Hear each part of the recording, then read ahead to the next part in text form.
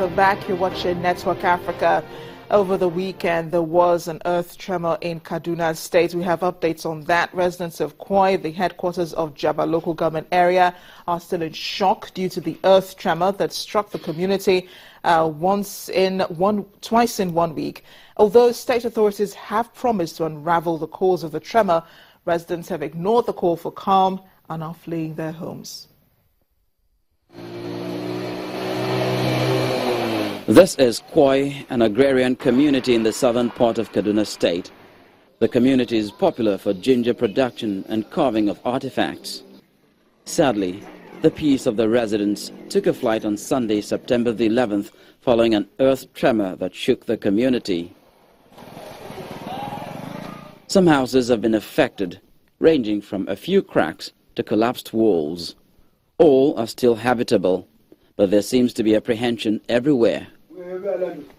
The paramount ruler of the community, Danladi Maude, narrates the residents' ordeal. Around 4 a.m., there was this very strong quake. And the tremor sort of caused a lot of panic among the people.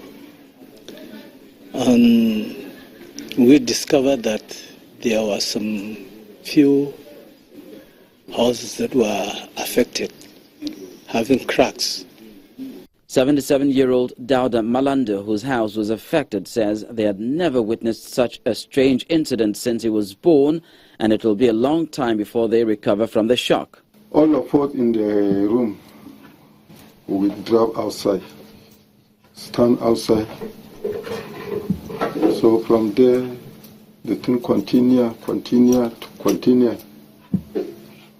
So that's the thing happening. However, the state government appeals to the people to remain calm as efforts are on to identify the cause of the tremor and forestall a recurrence. The governor has already sent the emergency agencies to come and have a first look. This visit by the emergency agencies will be followed by the visit of experts who will come to find out exactly what the geological interpretation of what is happening is. Kwoi residents are still hoping that the mystery behind the tremor will be unraveled. Ghana's President John Mahama has been outlining his plans for the next 4 years in the hope he will win this year's election in November. He delivered a speech concerning this at the launch of the National Democratic Congress Manifesto on Saturday, contained a few of the attacks on the opposition New Patriotic Party that might have been expected given the audience of party faithful. But he spelled out in detail government plans to grow the economy, particularly the vital cocoa, oil and gold sectors, and delivered benefits to the population of 26 million people. Mr. Mahama is bidding for a second and final 4-year term in office, and his speech contained proposals for industry, energy, infrastructure, health and education. It also outlined topics ranging from prison reform to mental health care and even how to provide help for aging and impoverished musicians. He said gross domestic product growth would be more than 8% next year, up from a forecast 4.1% in 2016, and the budget deficit will fall to 4.9% of GDP this year from an initial projection of 5.3%. The country is the world's second largest producer of cocoa behind its neighbor, Côte d'Ivoire. He said public-private partnerships will be introduced to raise production to more than 1 million tons a year from around 750,000 tons.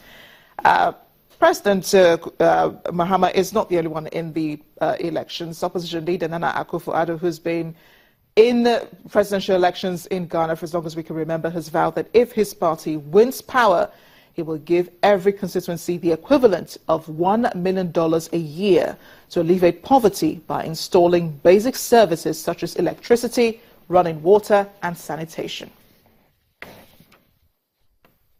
Executive Director, West African Network for Peace Building, Mr. Chukwemeka Eze, joins me now from Accra. Mr. Eze, glad you could join us on Network Africa. Yes, good afternoon. Good afternoon. Does President Mahama's speech signify the start of campaigns for the upcoming election?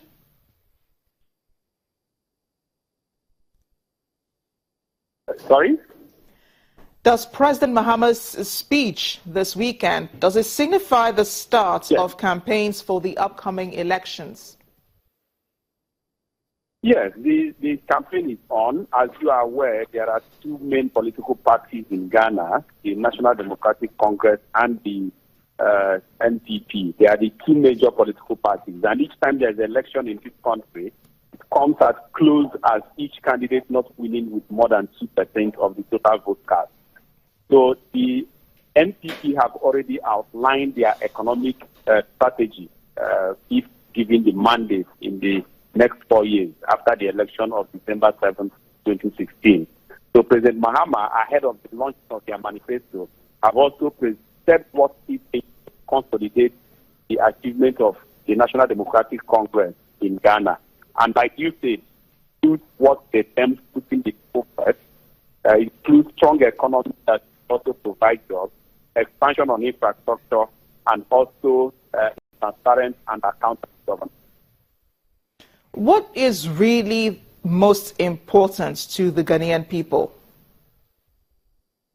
I think the economy is very important, and within the sphere of the economy includes also the diversification of the economy and reinvestment in agriculture.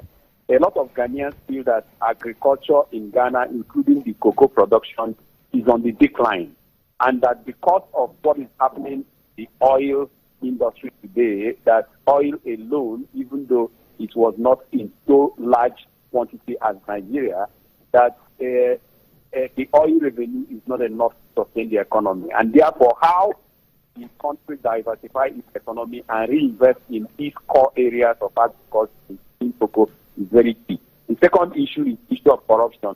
They feel the present administration needs to do more to ensure that leakages are at minimum.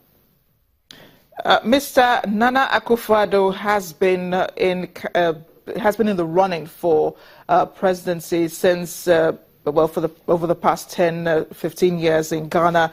What are his chances now of running against President John Mahama of becoming president of Ghana? Well, I think they also are capitalizing on the decline on the economy, and they feel that they have stronger plans to diversify the economy, and that they also claim as much as possible that they are incorruptible. So the two key areas that the present administration feels is important to the citizens is also the same area that the opposition party is capitalizing on.